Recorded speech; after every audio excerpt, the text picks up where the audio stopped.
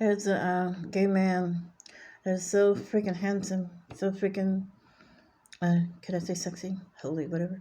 But anyway, when I look down through the years at his beautiful Rudy, the word Rudy means fresh, that fresh youth, that fresh health. And he had given it over to another man all those young years. When I look at any gay couple that's happy, meaning men, I don't know why I despise men more, gay men more than women. I guess because men got our sperm, they got our seed. So you have to learn to live and probably find somebody else who want you. But something about the years, you start out in your 20s, your puberty years, and you turn around, you're 50, and you ain't got Mr. Right yet. So you looking for somebody to blame, and that inner secret anger that blames that person, and that they're with, and it wasn't you. It really looks like a hate crime to me. You really hate that person, but do you hate that person in a harmful way? As far as anger or shouting match, yes, I hate that person. But as far as your mind could ever get with that person and recover the years that you feel you lost to having kids, we got some psychological issues in the world. But every time you see that person, they love the smile, look like he still got his baby face, and you love him all over again. But when you listen to his talent, calling on him, Brenda Blaine, you hate him all over again. You look at your dusty, rusty life, and you ain't got no seed, you ain't got no kids either. You got to find somebody to blame. You got to start some stuff. Then when you start some stuff and you run away a portion of life that you could have had, you get even worse. Well, yeah, I do secretly. I don't mind gay people being on my website, but I don't want you together. I don't want you looking happy.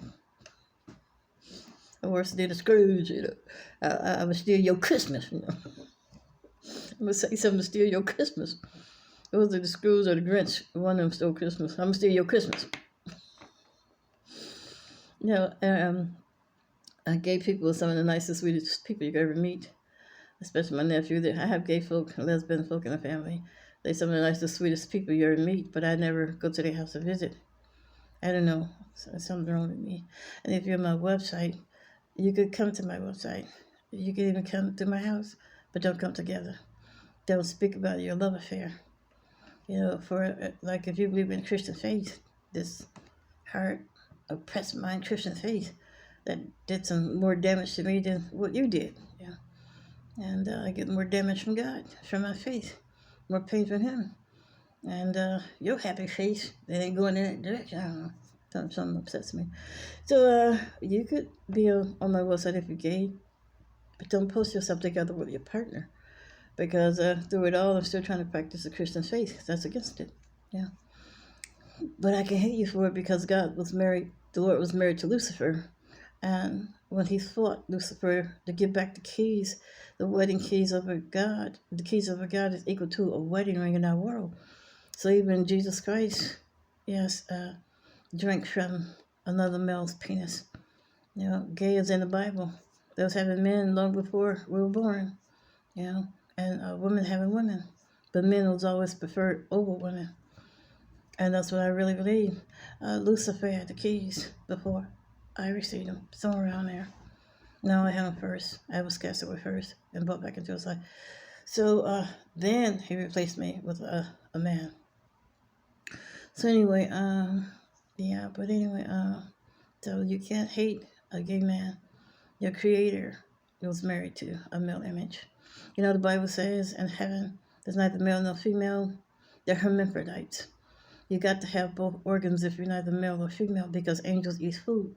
And Jesus said when you eat food, it goes down your body, your pipe, and comes out into the dross. So men did eat angels' food. So they are hermaphrodites. They have both organs. And God makes on a throne. He makes through, you know how animals give birth out of their butt? When Lucifer fell, 1/3 of heaven fell with him. Those were the Lord's kids. And Some of you are right here now. A lot of people could be in your world, around your age bracket, in your time frame, but not from your world. I'm Lifa, Zechariah 5 and 7, the Lord's wife. I am 2 billion years old in my spirit, but in my flesh, I'll be 59 this year. You see, so don't ever say I disrespect the elder. There's nobody down here on the face of the earth that's older than me.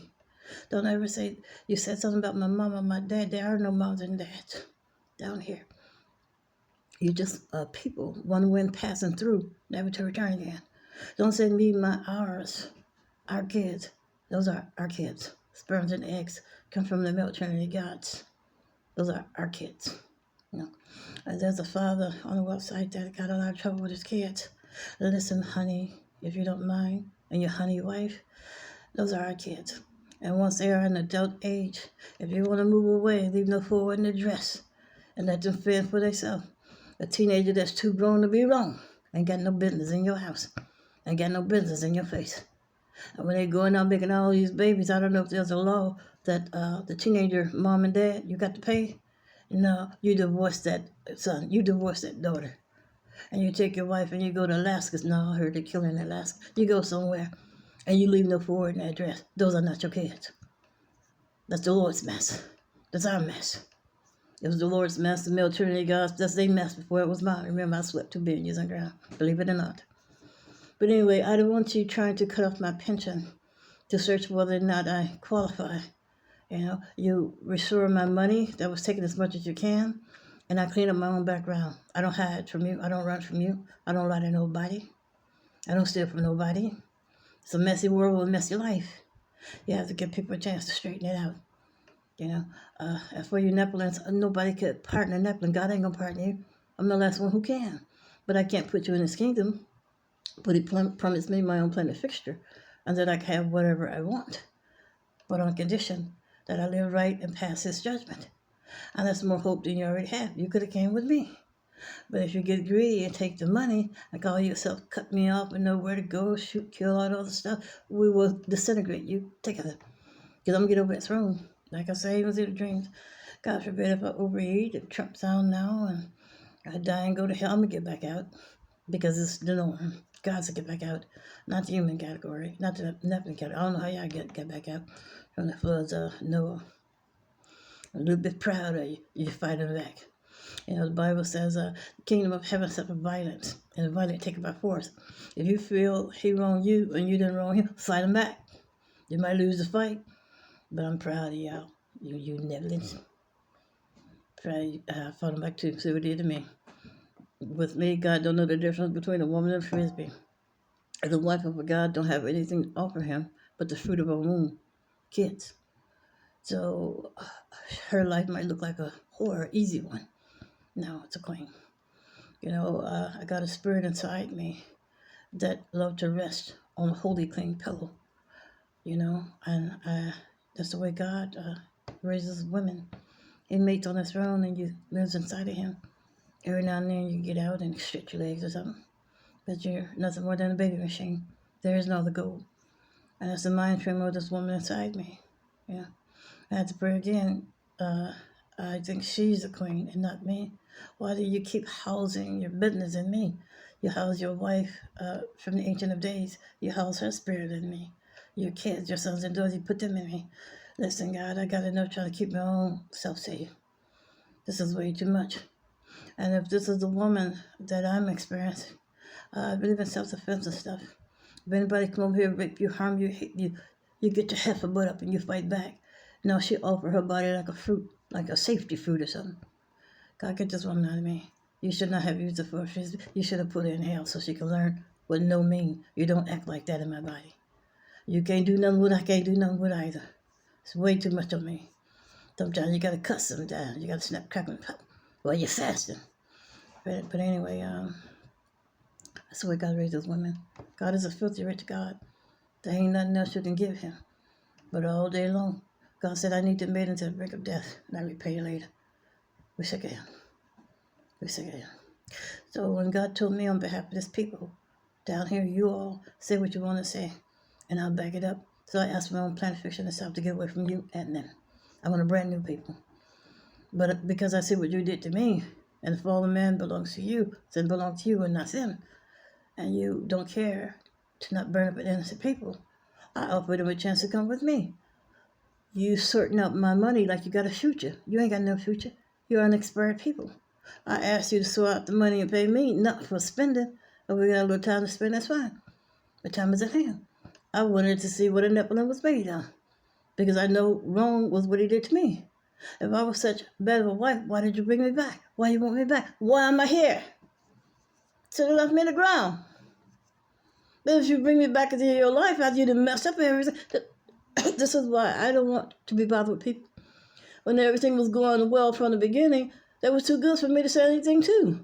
Now you done messed up everything 2 billion years later, you dig me up from the ground, I'll bring the people back to you. You don't understand what I'm saying.